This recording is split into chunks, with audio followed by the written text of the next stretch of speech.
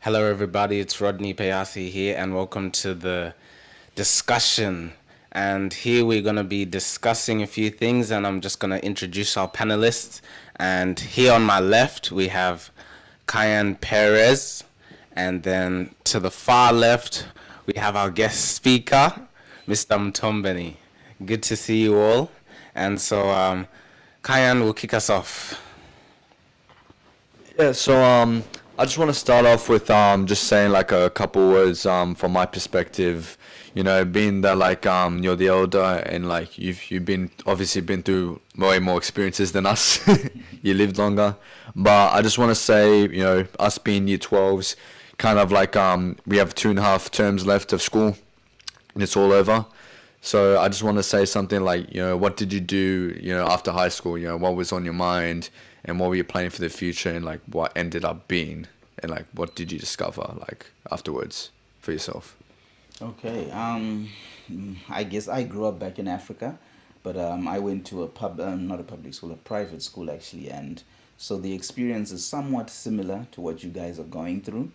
Um, when I was in, we had it was upper six. That would be year 13 around here. You guys are year 12, so we go up to year 13.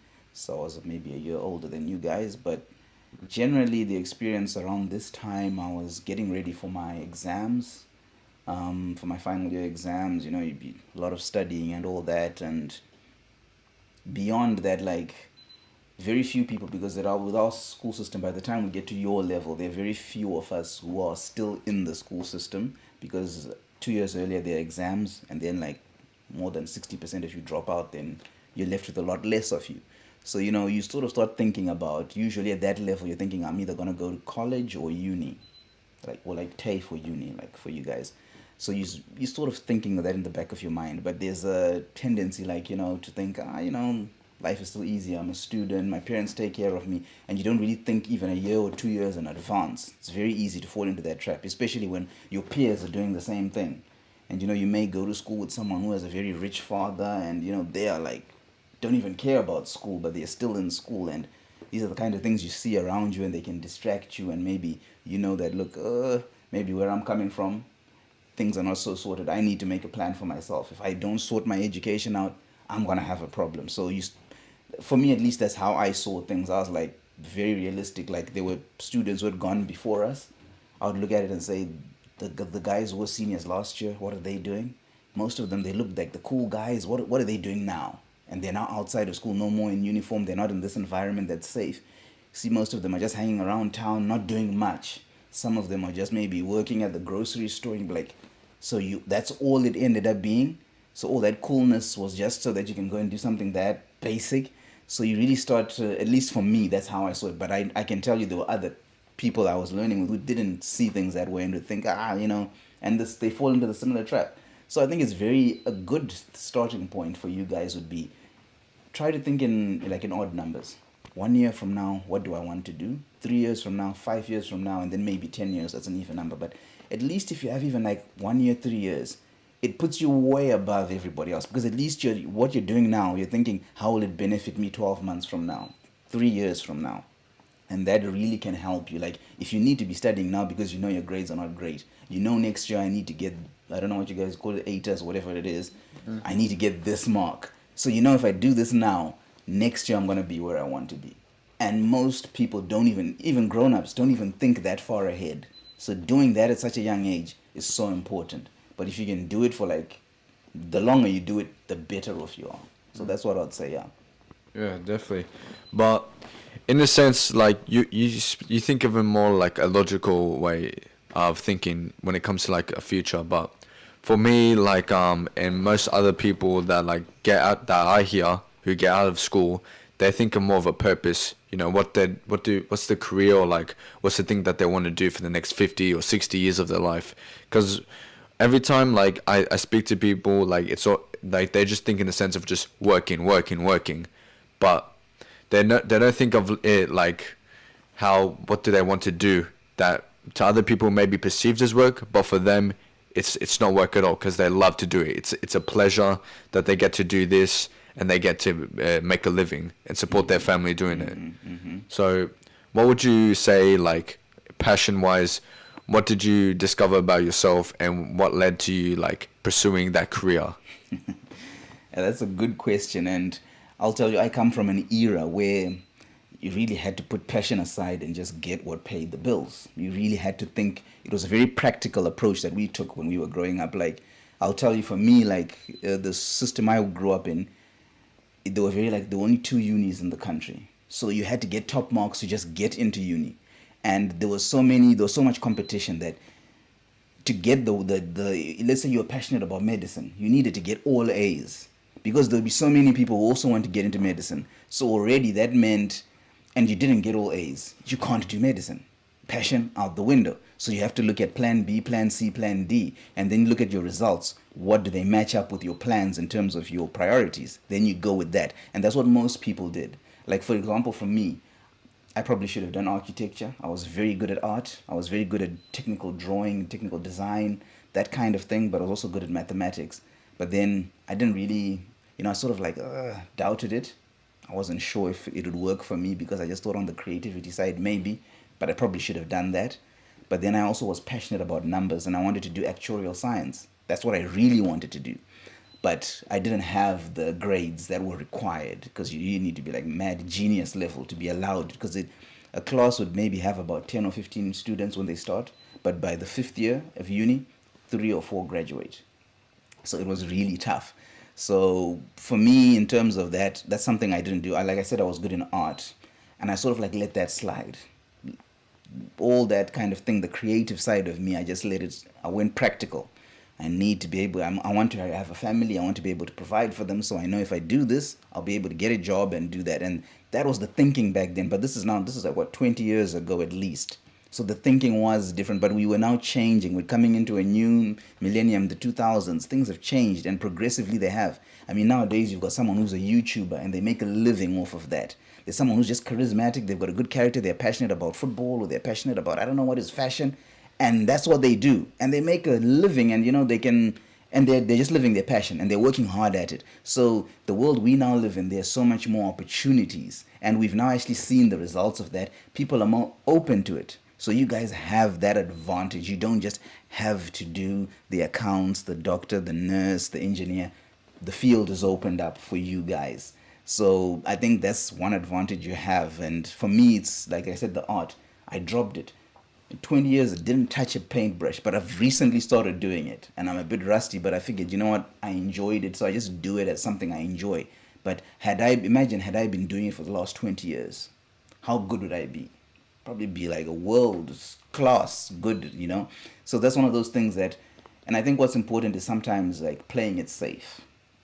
I think I would accuse myself of that. I played it safe. And some people, I think it's okay to play it safe, and then you take your passion as a hobby. You'd be like, look, realistically, I need to put food on the table. I'm now an adult. But at the same time, I have this passion. So during the day, I'll work on the practical stuff. At night or whenever I have free time, put in that passion. If you're really passionate about it, you will get the results. And the advantage you have, you guys are young. And you guys are young in the best time to be alive in the world, in the history of the world. And if you imagine, like, we're 18, 17, 18, if you dedicate, like I was talking about, 1 year, 3 year, 5 years, if you dedicate just 5 or 10 years, 10 years time, you'll be 27. You're still a very young person. But if you've dedicated 10 years to your passion, you'll be an expert in that thing. So that's an advantage you guys have over everybody else. That's what I'd say on that. Yeah, that was very interesting to think about it, especially coming from at least my perspective, like just seeing like all these like different like influences, artists and stuff like that, just like constantly like inspiring you, you know what I mean, to like pursue like other like fields and like passions that you can make a living out of. And like and I really touched on what you said about like us in our generation, Generation Z, having like so much more like opportunities with the internet, you know what I mean? Like back then, like you had to get like these degrees to like be like this world class expert in that. And now, with TikTok you can shake your bunda and you can make millions of dollars. You know what I mean? Yeah. Just like overnight. Overnight too, successfully. So I feel like it's good, but not really for me. Because in a sense, like I always saw like the future will be like the Jetsons. You know, we have flying cars. You know, medicine will be advancing. But like when we focus on like people like who do stupid things that fall and they play stupid games, you win stupid prizes. I feel like it's just like awarding the wrong people, you know. And I just want to get your opinion on like that type of mentality that our society goes with, you know, whether you agree with it or not. Like if there's exceptions to it, like just like bring forth to like what's your opinion on like instant success, or like our generation like kind of like chasing like popularity, yeah, cloud, rather than like career, like long-term career goals and success.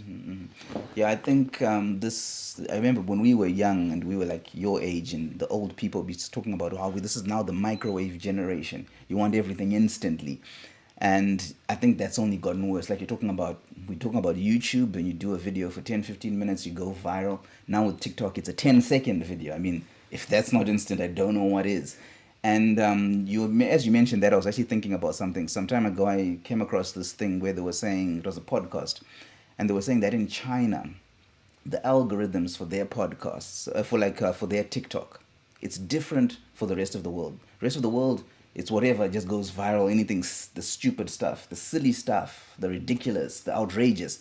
The algorithm generates that, pushes it to people, and that goes viral. So people are incentivized to do stupid and outrageous, and be more stupid, more outrageous. In China, they incentivize their algorithms. It's something that's creative, that's clever, that's engineering, that's artistic. Those are the kinds of things on their TikTok that get pushed. So if you see someone, they do some kind of painting, maybe they paint something and then it's a beautiful landscape, that gets pushed to people, and then that person goes viral. So they start saying, being creative, being artistic is good. Some guy is building, maybe he's fixing a car, building something quickly. They do that, and that generates views. So then you see that there's that perspective. But we live in this world. We don't live in China. We have these algorithms. We have all these TikToks and all these Instagrams and whatnot, and we don't have that restriction put on us, or the algorithms pushing us to do this silly stuff. So it's really important to be grounded, to have principles. And I think it's really important where you come from. As in, and when I say where you come from, it's I'm talking about your family background. I'm talking about your religious background. This is where you get your principles from. So you then start seeing, and like, these things here are silly. Like, it's all there. Like TikTok, someone can post a great video about praising God. Then someone else can go and they do something silly, and on a skateboard or jumping off a building, and that's silly. We laugh and that's it. But he goes viral. Someone else, you can use the technology for good or for bad, and then it goes back to your passion. Marry that, what's available, with your passion, but also where are your principles? Where is it coming from? I think where we all speak, I would like to believe we all believe in God. So as we are Christians, that's something that's your foundation. So what, as a Christian, you know that, look, I want to have a positive influence on people around me. And that, like you're talking about the instant success, it will take longer. But if you are grounded in what you believe in, what you find is that it may take longer, but it's more sustainable. It'll take you maybe 10 years of hard work, just doing that every day, putting out messages, putting out videos, doing your work, whatever it is may be. But then things will fall into place and you'll just have that success. But that success will carry you for a sustainable time. But if you do these overnight success, you just did something silly, it was caught on video, you had 1 million views, and wow, I got some money from TikTok, and that's it. Then what's next? You're gonna do something more silly, more dangerous. You may end up hurting yourself, if not physically, emotionally, mentally. So it's really important to be principled and grounded. Overnight success, I think no one needs to tell you that. Everyone will tell you, and they tell you because for a reason. It's not sustainable, it's not good, it's not healthy. You don't know what to do, because like, you guys are very young, and I can tell, like, I'm a lot older than you guys, but I'm still young. There are a lot of things that I don't know, and I know that even for me, if I was to like drop $1 million on my lap, I probably would not use it cleverly. I wouldn't be wise about it. There are experiences I need to go through, things I need to know. And imagine yourself, you go on TikTok and then bam, 1.5 million is in your account. What are you going to do? What do you see around you? Cars, the flashy cars, going to parties. Is that what you're going to do? So where are you coming from? Your principles. What are you grounded in? What do you believe in? And what are you looking forward to long term? So yeah, I think that's what I could say on that. And if that answers you, but Yeah, I hear you on that one. But my question is, in terms of principles and stuff like that, as young people, it can be difficult to have principles, or from society just looking around at statistics and stuff, like as you're talking about we being young and starting now to have our passion, or the vision, and to maybe by 27 it'll be really good. Now, right now, we want to enjoy, we want to have fun, we want to do all these good things. How can we implement practically those principles that will help us not swerve down the lane and find ourselves in a hole?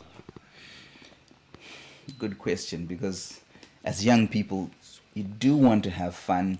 It's important to have fun. You are young. You don't want to be at come my age and start, you were just a bookworm for 20, 40 years, and then now you want to start acting like a teenager. You start having your fun. So it's important to pace yourself. You are young. You have energy. It's good to enjoy yourself. But then that's what I was talking about, having that plan, like a 1 year plan, a 3 year plan, 5 year, 10 years. So you can just look at it, and when you do like a long term plan, you're not looking for instant success, and you still want to live your life, but also have a focus. By the time you're 27, you're a young person, but by then you should be looking to yourself as, I'm now becoming a more serious young person.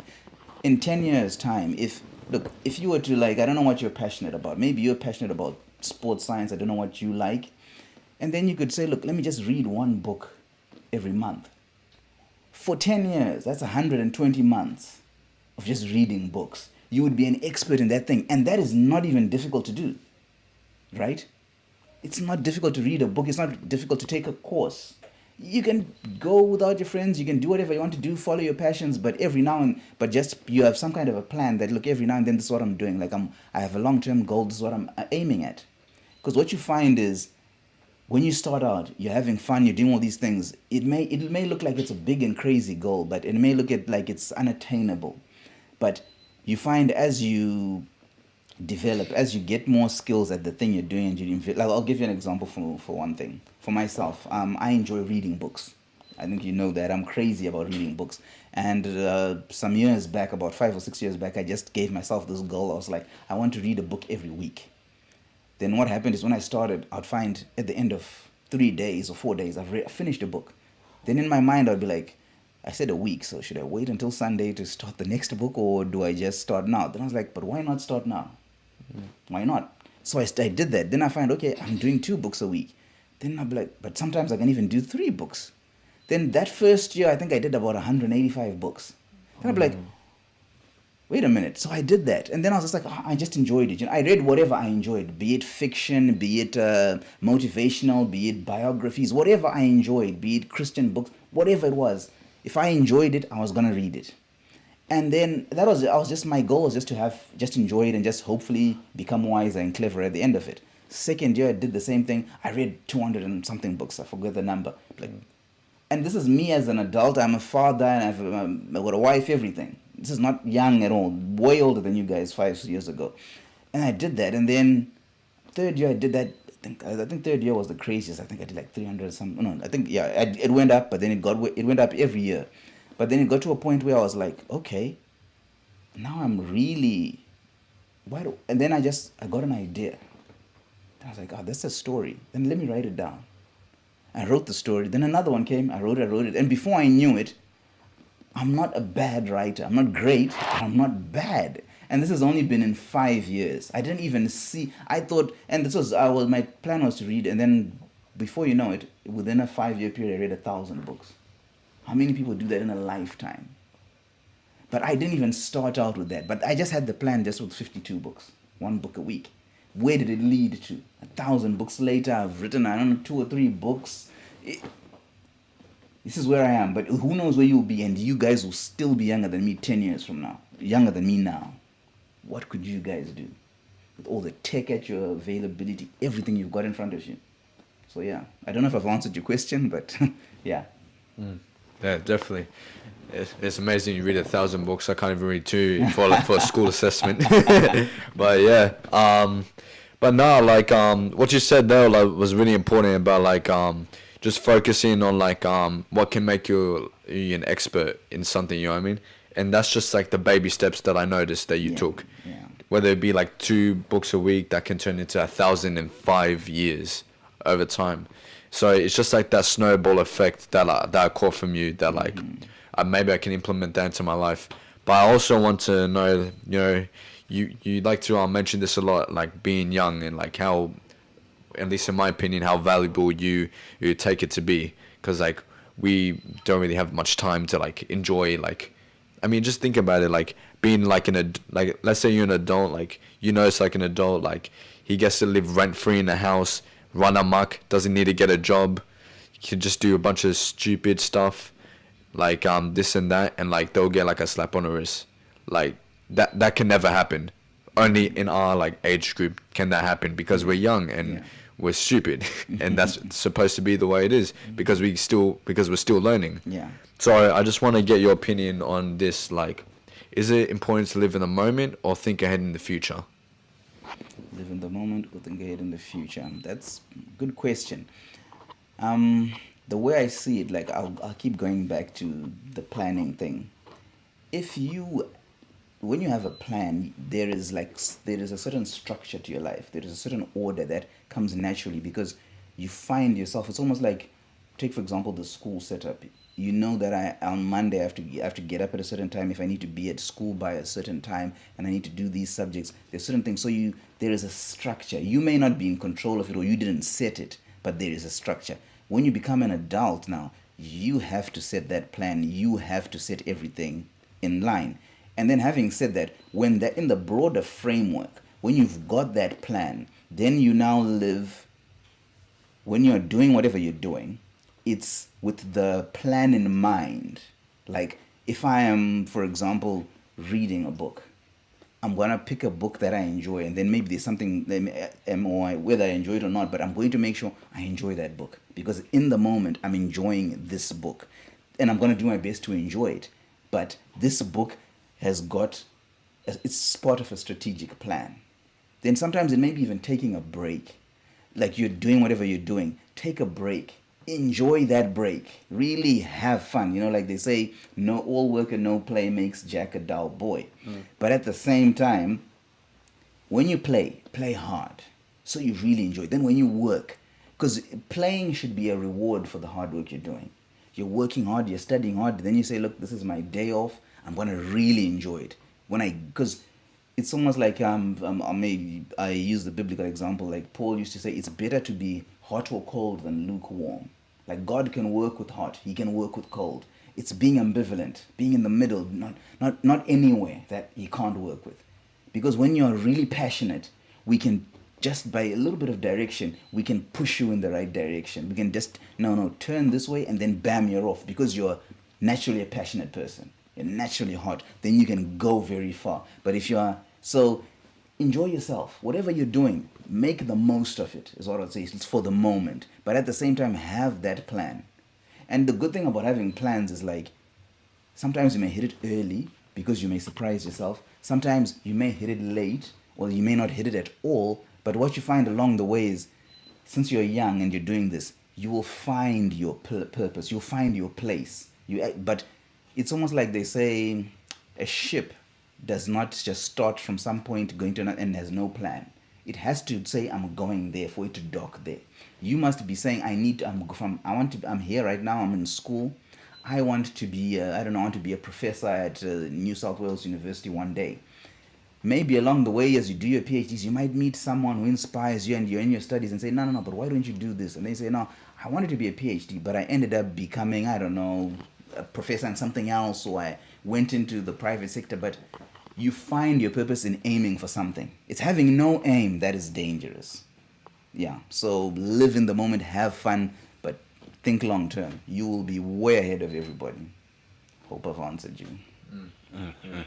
Thank you very much for that. We are reaching our 30-minute mark, and we are going to ask our last question. Sure. And so the question here we're going to close with is, as growing up and stuff like that, what has been the experience, not only being a passionate person, but when the times that has come where you might have feeling, this is too much, or there might be pressure, or maybe you're just not motivated to continue on, looking forward.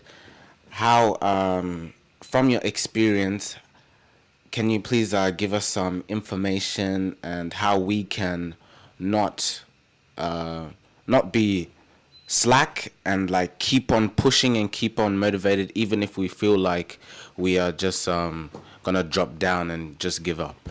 Okay. That's another. You guys are really good at these questions, huh? Guess that's why you're hosting the show. Success comes as a result of discipline and not motivation. Motivation is a nice to have, but not a necessity. I'll put it that way. So you find, like the reading, I wasn't always feeling like reading, but once I got into the swing of it, it gets to a point where it becomes a part of who you are. So whether you feel like it or not, you do it. Like I'll tell you for one thing, like another thing, and again, like I keep going to reading because that's my thing. I read the Bible every day, and Yep. every year I read it at least once or twice. Yep. Every year. I think I've been doing that for the past 10, 12 years. Every year and I just do like 20 minutes of reading the Bible every day. There's some days I read the Bible and then I'm like, wow, this is great, and there's a message and it's like it's so applicable, and you're like, wow, this is a powerful message, and it just speaks to something that's happening in my life at that time. Other times I just read the Bible and I just read the Bible.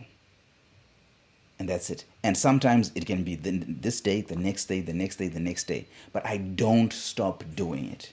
It's that discipline. It's that muscle that you're building. Because there are always messages in there for me, I believe, as a Christian. So it's one of those things like whatever you're doing, be it your tennis, be it your studies, just do the motions.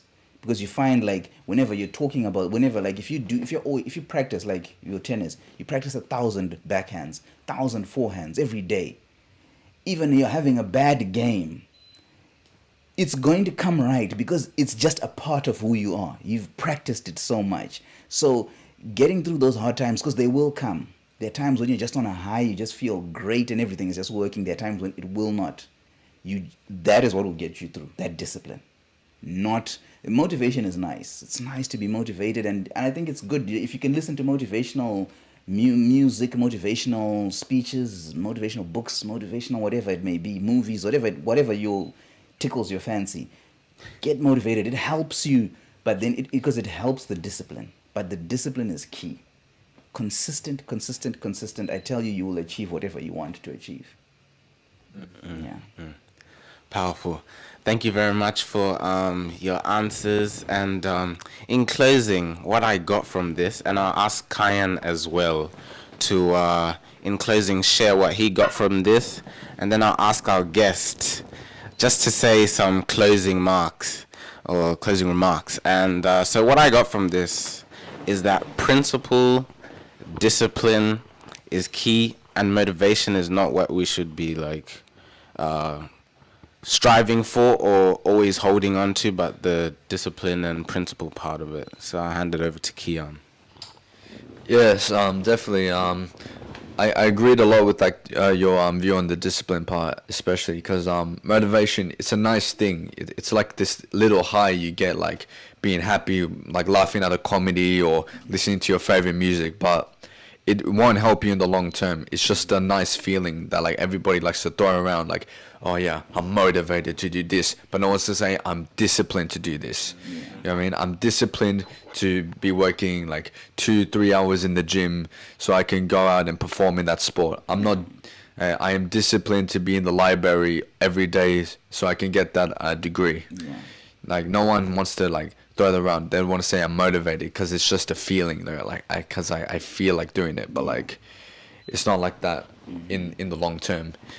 And also what you said about like having a plan and still having fun. I feel like what I got from you is like it's good to live in the moment while you're still young and while you have very little time to enjoy yourself and get away with doing like the things you're allowed to get away with. But at the same time, you have to have that plan so that when you're like an adult, like you won't be like scrambling on and be like, oh, I wish I did this so I can do that now so it can be easier for me. Yeah. Just like being prepared, and like so you won't have to worry about the consequences that come forth later on. And like also just slowly, like even with your passion, like having your passion come to you, and like when you want to like be disciplined, and like just kind of like build like your baby steps, because not everybody's gonna get like this good, you know what I mean? It's just like a slow process, like you said with your books. Yeah. Like it's just constantly like slowly just building yourself up for like long-term gratitude and success. So yeah, that's what I learned from you. All right. So, Mr. Mutombeni, thank you for being with us. And any closing remarks? Okay, well, yeah, thanks for having me, guys. This has been good. And yeah, you guys are pretty sharp. You've asked some really tough, thought-provoking questions. I mean, I guess like what I would say is, as someone who's been where you've been, and now I am where I am, I would say like I'm really jealous of you guys, because like I said, you are alive at the best time to be alive in the world, and you are not just alive, you are young. So you have the best of both worlds, and the future is yours. You can literally, I mean, like I'm talking about reading, and there is so much in the world right now. Access to information. We had to walk to a library when I was young. You know, the internet was just budding, and you guys have everything on your phone, whatever you want. You can learn anything these days, and you don't even have to pay for it half the time. So you guys literally, being young and alive at this time in the world, have the opportunity to stand on the shoulders of giants. So many great books have been written, so many great things have been done, and you guys can pick what you want. This inspires me, this is my passion, this guy inspires me, this guy inspires me, what did he do? It's easy to find out everything about anybody these days, and you can just follow what they do. And so you guys right now, being young, you can just pick. It's like you're a kid in a candy store.